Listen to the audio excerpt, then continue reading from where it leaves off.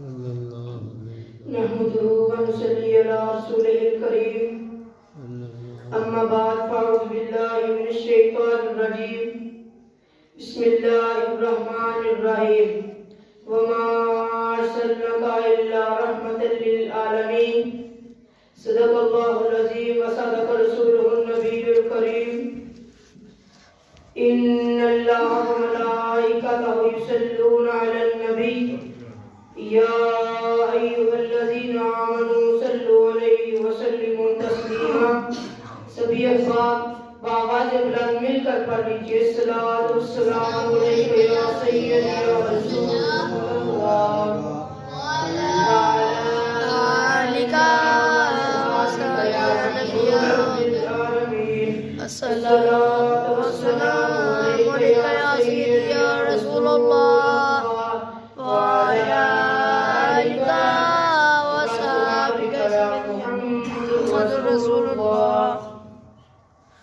حاضرین و سامعین، آج مجھے جس موضوع پر لب کشائی کا موقع ملا ہے وہ ہے حضور نبی رحمت صلی اللہ علیہ وسلم قیامت کے دن کہاں واقع ہوں گے۔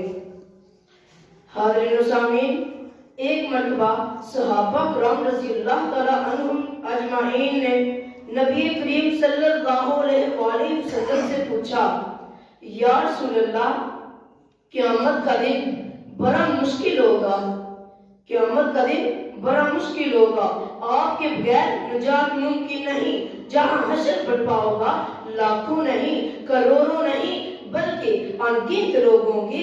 یا رسول اللہ، آپ کس جگہ تشریف فرماؤں گے؟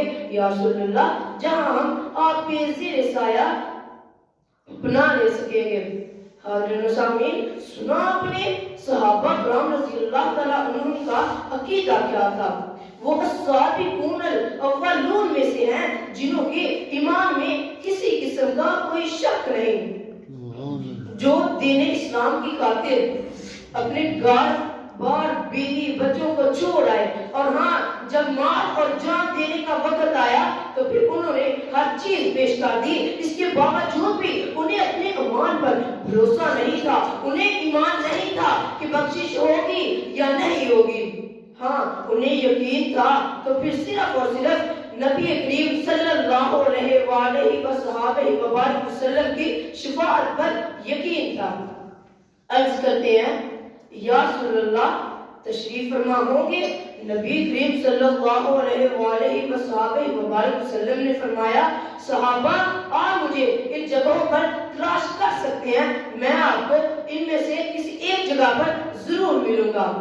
نبی کریم صلی اللہ علیہ وسلم نے فرمایا، میں حوض کوثر پر کھڑا ہو کر اپنی امت کے پیاسوں کو پانی پلا رہا ہوں گا۔ حوض کوثر کے اتنے پیالے ہیں جتنے آسمان کے ستارے ہیں۔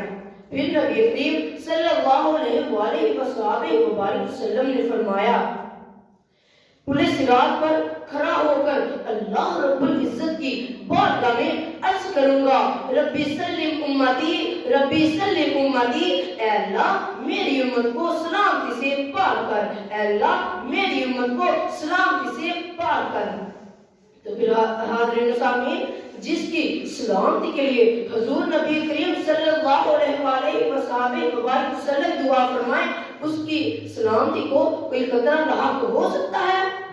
سچ بات تو یہ ہے کہ جب ہم حضور نبی صلی اللہ علیہ وسلم کا ذکر کرتے ہیں، حضور نبی کریم صلی اللہ علیہ وسلم کی شان بیان کرتے ہیں، تو یہ شان بھی اس مولا پاک کی شان ہی ہے جس نے اپنے نبی کریم صلی اللہ علیہ وسلم کو یہ سارے کمالات عطا فرمائے۔